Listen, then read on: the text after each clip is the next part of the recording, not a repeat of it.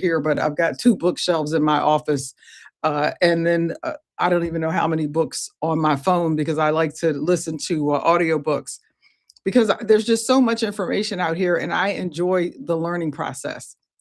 Say all that to say, I am here to support women who are professional, who feel accomplished, who are still struggling with some aspects of their divorce because it does create or can create barriers for people moving forward, not just in their personal life, but at work. And so one of the benefits of working with me is that I'm not just helping you with your divorce. This is also coaching for your professional life as well. And how do you blend those two things together because they are not operating in silos? I like to say your divorce does not know it's supposed to stay in the parking lot when you go to work. Plus, one of the reasons I got into this, and it took me a little bit to make the transition comfortably myself to saying I'm a divorce coach because I was still dealing with the stigma that I grew up associating with divorce and that society in this country anyway has around divorce. But once I really started thinking about it, something that has always been with me was this idea that I spent so many years of my life learning how to coach executives and how to work with boards and how to stand in front of a room of leaders and help them change or shift the culture of an organization, how to work with teams. And I did a lot of work individually with women in leadership and being a woman in leadership in higher education and in corporate. And it amazed me that there were so many things that I was learning that I thought, wow, this would be good stuff for people in marriages. This is good relationship information. It's just like good leadership for your own life. And so I like to say I work with people, I work primarily with women so they can learn to lead their best selves forward.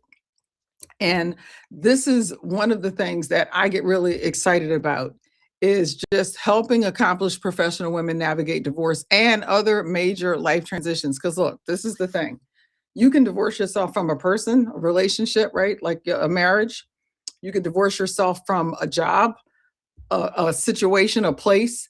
There are different things that we divorce ourselves from, different situations that we divorce ourselves from, and they all end up causing us to have to go through some type of transition. And that's what I work with folks on. So, what I have coming up to really help someone navigate this kind of change, especially as we're just getting through the end of a year, we're at the start of this new year. I want you to think about a job, a relationship last year, and where are you with that? How are you feeling about it? Do you feel like there are chapters from that experience or that time period that are still open and you haven't really dealt with them? So my challenge is coming up in just a little over a month. It is called the Review, Release, Reset Challenge. Review, release, and reset. And I'm going to put this up on the screen right now so you can take a look at it. You can use that QR code and go there and learn. Don't do it right now. Well, put it on your phone and you can go back and get it a little bit later. But it's review, release, reset.com is where you want to go. And I'm having this challenge because I want to give people an opportunity to take 1 hour 5 days a week. You're going to be working with me directly so that you can spend some time really putting some words to what the experience has been for you and figuring out what is it that I really need to do so I stop feeling stuck and you're no longer just spinning your wheels. And that's what the challenge is going to be about. Now, I want you to think about the beginning of the year, and I was talking about resolutions. These are some of the lies that I think we end up telling ourselves, and we don't realize that they were lies. We just realize we didn't really prepare for this the way we should have. And one of these things that I like to use as an example is the gym membership. So the thing with gym memberships, January gyms are packed. People did their vision boards. This is my year. You've told everybody matter of fact, you may even have joined the gym with a buddy. You're going to go together because this way we can team up and do this together, which is very smart, by the way. There is a day in February, it's the second week of February, that's actually referred to as Quitter's Day. Now, Quitter's Day is the day that people start falling off of the gym wagon. Within 3 to 6 months of January, 80% of the people who joined the gym in January have either canceled their memberships Or worse yet, and this is what the gyms actually count on. The gyms design their business around people who stop showing up, but they keep paying. You ever wonder why how come gyms just are not always full all the time with all of these people joining in January? How is it that in April, May, June, July, the gym, the equipment should be packed constantly. There shouldn't be there should be a line in front of every piece of equipment. If everybody who joined in January stayed for the entire year, gyms would be people would just be falling out of the windows of gyms. Why is this important? Because it's I don't think it's just gyms. I think anytime we think we're gonna have a fresh start, if it's after the end of a relationship, going a new job or just a job search option, if there's the year has ended and you've just had a rough year, I think most of us can relate to having a rough year right now. But we think we're just going to change a couple of things. We're going to write it down. We're going to do a vision board. We're going to tell all our friends about it. And that is going to be the one thing that happens. I'm going to tell you the step that I think we miss. And this is something that I've learned because I've been married and divorced umpteen times. So I've had times to practice this. I tell you, I'm a wealth of information about what you might work and what won't work. And talking to so many other people, what actually did work for them. What I want you to understand is you have to figure out what's going to work for you. And so this step is one of those things, and it's the review. Sometimes I think we need to be still long enough so that we can review what just happened. Now, I want to take a pause here because I just remembered something. I did a post a couple of days ago. I did a live video a few days ago. And after the video, I wanted to share it with a few people. So I sent it out to maybe 10 women friends of mine. Most of them I know had gone through a divorce. And I started getting DMs back. And I don't know if they would have posted some of this information if I had shared it live, but I'm thankful that I got some of the responses that I got because it let me know, excuse me, that what I'm talking about here is real for so many people. And there's really no time limit. There's no amount of time that you can say, "Oh, you should be over this by now." So I don't care if your divorce happened 2 years ago, if the job that you had ended a year ago, if your breakup was 5 years, 7 years ago. It doesn't matter if you were married for 35 years or 30 or 28 years. I remember talking to a woman, it was over 20 years of marriage, and she had just found out that her husband wanted a divorce. And when I asked her, what were some of the things that brought you joy, or what are some of the things you might look forward to that bring you joy? She didn't have an answer for it. She literally said to me, I don't even know what joy is for myself anymore. I've spent my entire marriage thinking I was creating joy for other people, and I don't know what it looks like for me. And so this moment of being still long enough for you to review, and this isn't about rehashing the pain or the difficulty or just being angry and bashing your ex. It's not about ruminating over all the stuff that didn't work that's going to just make you feel sad. What it is about is creating closure. I am really, really big on getting women to understand. And I will say this because every now and then I'll have someone post, well, what about men? There are some great folks out here that work primarily with men. I am not adverse to working with men. It's just that my path has led me down this path where most of my clients are women. And so I cater more to women. So you'll hear me talking about my work with women, not shunning men, very supportive of men. And I want them to get the support that they need from the folks that are out here. I'm only one woman. I can't do it all. But if you benefit from what you hear from me, please, stay on board, get the book. It'll definitely help you. This is my copy of my book, Divorce is Not a Destination. You can get that on Amazon. But I want you to learn to create closure for yourself. I want you to learn to create closure for yourself because very often one of the things that keeps the gate open to the past is we think we're supposed to be getting closure from someplace outside of ourselves or from someone else. And when that conversation never happens, or it doesn't happen the way you think you needed it to happen or wanted it to happen, we have a wound that just never seems to heal, or this anger that never goes away, or it's misdirected anger because you may be angry with yourself because of things that you did or didn't do, and you're still projecting it onto your ex. So we want to work with all of those things. Um, what this is about is knowing that if you don't review it, it's not going to disappear. It won't just, it's not going to just evaporate into thin air and be gone one day. If you don't review it, it just quietly follows you as you try to move forward. And it's not even that you won't move forward. It just might not be comfortable. Or a friend of mine, a coach, Mia, used to say, with grace and ease. It won't be with grace and ease, or you'll have that, what I call that sputtering, where, like your car backfiring, it's just going to be jerky.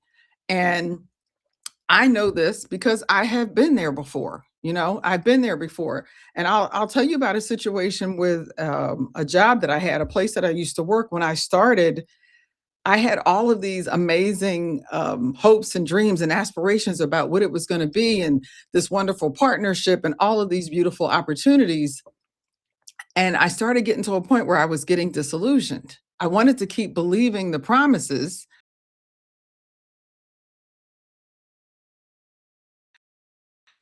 but the promises weren't happening. The promises were not coming to, right? And so did I leave right away? No, no, because when you're invested, and if you're somebody like me who is so committed to something, when you say you're going to do it, it takes you a minute to go, why am I still doing this?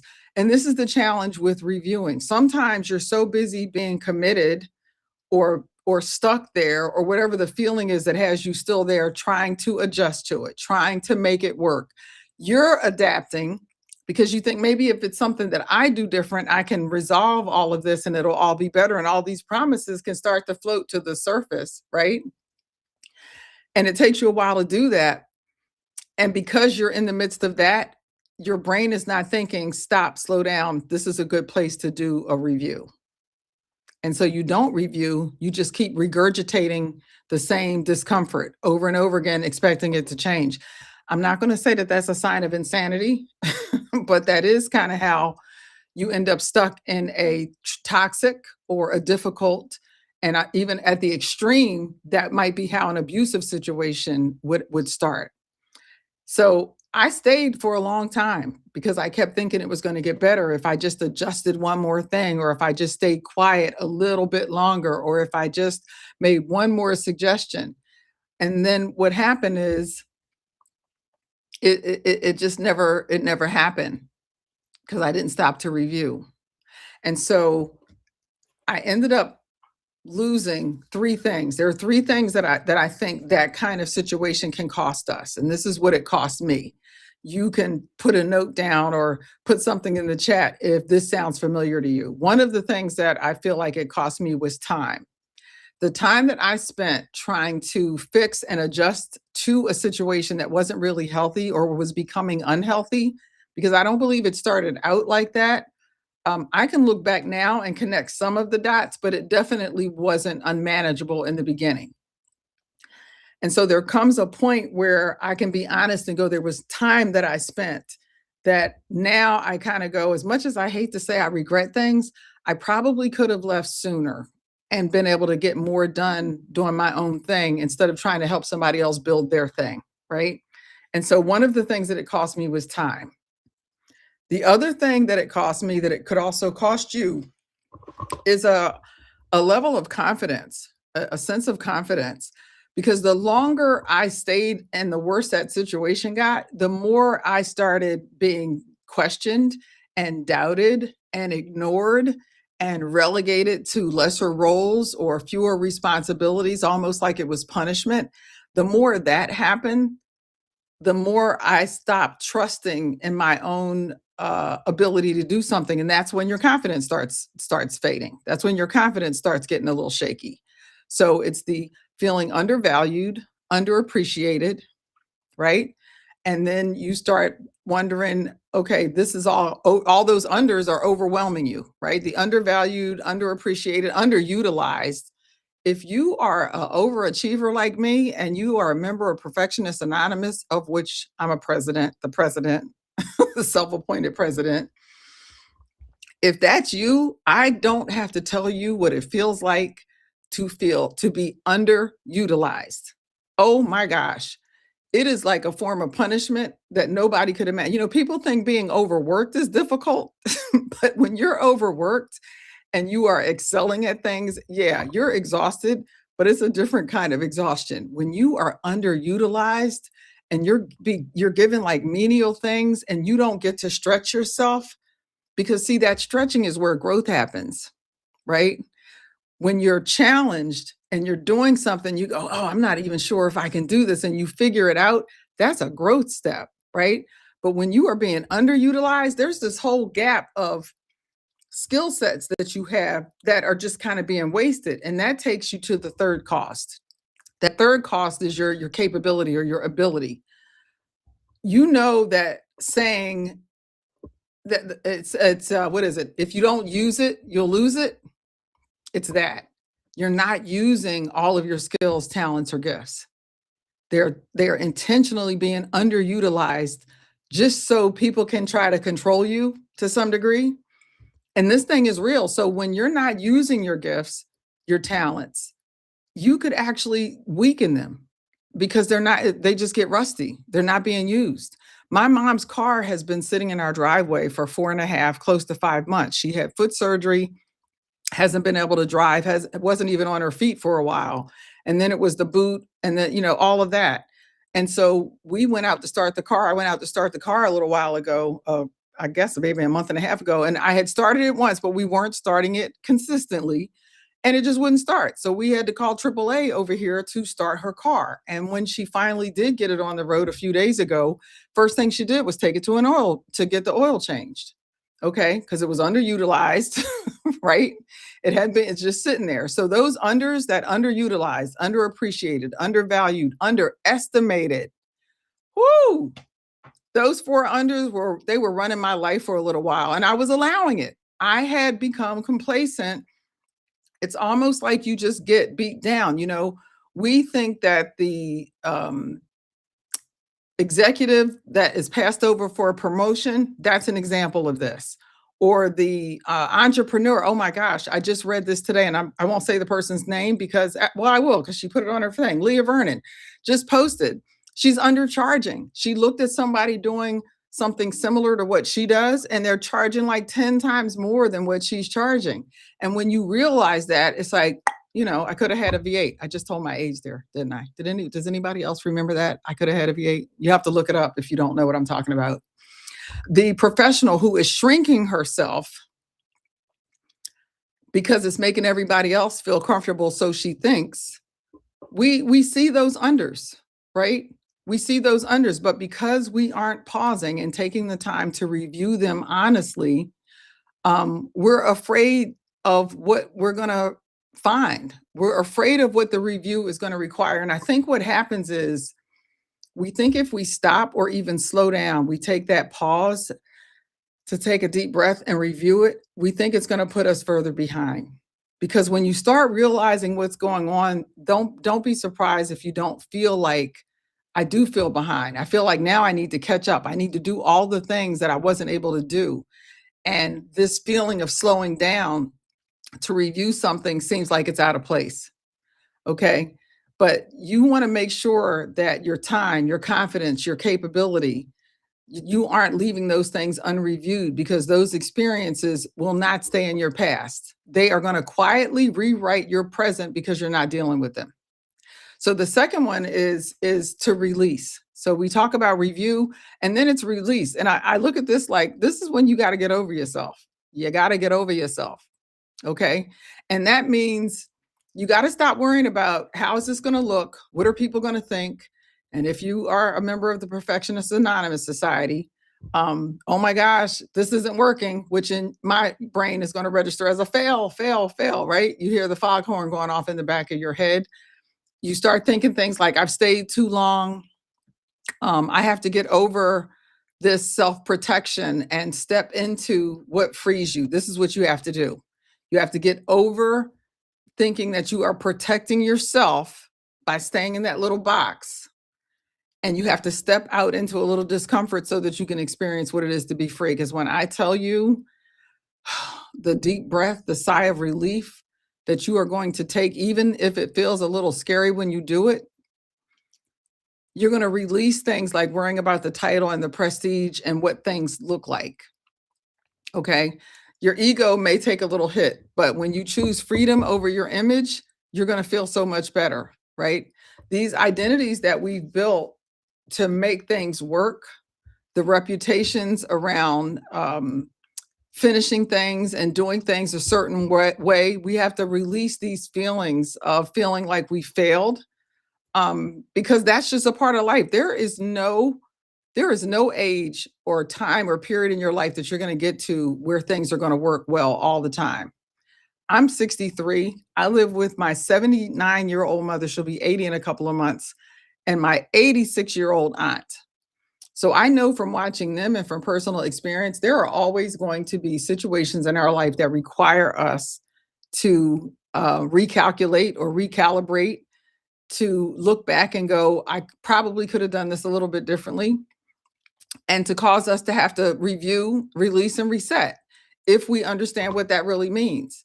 Because what are you protecting by not releasing what's costing you all of these other things? What is it that you're protecting? What are you actually holding on to by not doing it?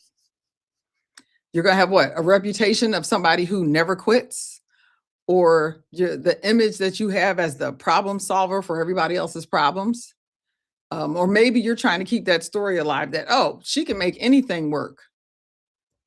You are going to need to release all of that in order to free yourself. And those things, for the most part, may actually be true of you. I'm just telling you, in order for you to move forward more comfortably, you're going to have to let all that image stuff go. You're going to have to let it go. So we talked about reviewing, talked about releasing, and then the third part of the program is resetting. And I'm going to put this back up on the screen just for folks who may be just coming in. It's my review, release, reset challenge. And that's what I'm talking about today. So after you have gone through the reviewing and you have realized, yep, definitely need to be releasing some stuff, you want to look at resetting. And this is what happens after you free yourself. So when I finally was able to let go of the ego of all the image stuff that I just talked about and just deal with my own story, I was ready to reset. And there's something that I learned from working with Lisa Nichols that has never left me. She has a saying. She says, you want to be able to stand on your story and not be stuck in your story. Yeah, I know. It's one of those things you want to write down. You want to be able to stand on your story and not be stuck in your story. And being stuck in your story is one of the ways you can tell is it's still too painful for you to deal with. You can't really share it with anybody else. You can't get through the emotion of it all. You're like stuck, still feeling everything like it just happened or like it's still happening.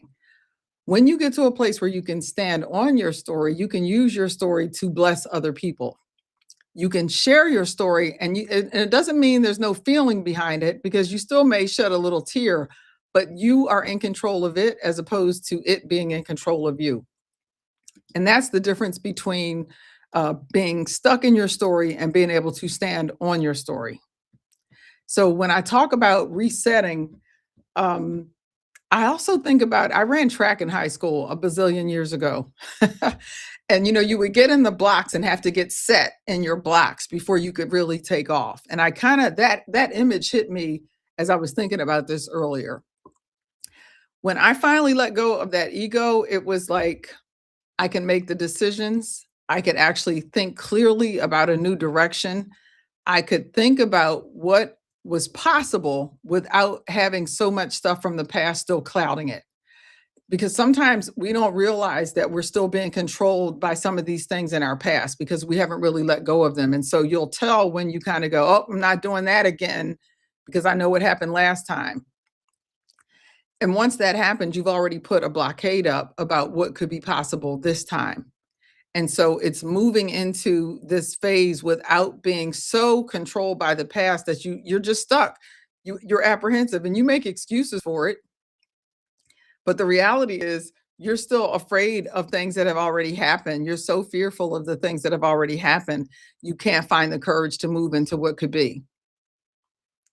But this reset is only going to work. And it only worked for me because I was willing to do the review, right? I knew that what I was leaving needed to be left, and I knew why. I knew what it had cost me, and I knew some of the things that I just wasn't going to go back to. And you want to have some specific boundaries that you're able to set for yourself. And most people skip the review and they jump to reset. So they do a vision board, they call a friend, and they go and they join a gym. And they don't sit down and think about what this means. How did I get here? None of those things. They may change location, but they're bringing the same bad behaviors with them, right? Change person, making the same choices. You want to believe that you changed, but you really haven't. So think motivation is enough. If you think that motivation is enough, motivation is not enough. It's like, my mom's car sitting out there. You could wash it, we could fill the tank with gas, and we could change the oil. And now we know, okay, I think we've done everything we could, but until you go and turn that car off and try to move it, you're still not going to go anyplace. The car's still going to be sitting in the driveway. Motivation alone is not enough. You need to take a moment and review if you want that reset that you are experiencing to actually stick, right? So name what it's going to cost you. Go through the confidence, your time, your capabilities. We're going to do that kind of work. We're going to get you over your ego, all right? And this may be a little uncomfortable for some folks because I want you to choose freedom and I want you to build your own closure. And I want you to release some of that baggage. I want you to release some of the stuff that you probably know you're still carrying around. But if enough time has passed, you might have convinced yourself that you're okay, you're over it. So why this is beneficial is because you're not going to be doing this by yourself. So the invitation is for you to join something where you're able to work with me, have the benefit of being in a group with some other people, some like-minded people who are going through similar things, and look at what you just experienced and have a way to process it and break it down over a period of days. So I'm not just handing you a handout and saying, okay, go fill this out. We're going to break this down and we're going to do a little bit of work each day. But that is exactly why that I call this, and I created this review, release, reset challenge. It's 5 days. It is March 9th to the 13th. Okay. So it's 5 days, 1 hour a day. So it's not taking you can get on these and eat your lunch if you want. you could come to these with your lunch right there on standby. And be able to go through this and work through this. And the information that you're going to get, the handouts that you're going to get, obviously you're going to have them to keep. This is another benefit of this. As you're working through whatever you're focusing on for this challenge, for this week, you're going to have this information and this experience and the handouts for anything else that comes up. So right now, you may be working on things that happened over the last couple of months that you really haven't had time to process or taken the time to process. Or it could be a relationship that just ended. But a year from now or 6 months from now, you may say, you know what, I'm going to use this tool and I'm going to do this review, release, reset with this thing that just happened and see what comes up for me and see if I can, I'll use this to work through it. So the point is you're going to have this for the rest of your life to use. So you finally put 2025 where it belongs, hopefully behind you. That's what we want you to do. And not because you're running from it, but because you reviewed it, you released it, and you're reset. And now you're ready to do something different. And now you can look for the support and the tools that you need to actually move forward and feel free of whatever had you tethered to your past. So I'm going to ask you to join me in the Review, Release, Reset Challenge. You can go to this link now and learn more about it, get some information, and go ahead and join the challenge. And if you do, I will see you in our 1 hour a day class in a couple of weeks. But until next time, thanks for joining me.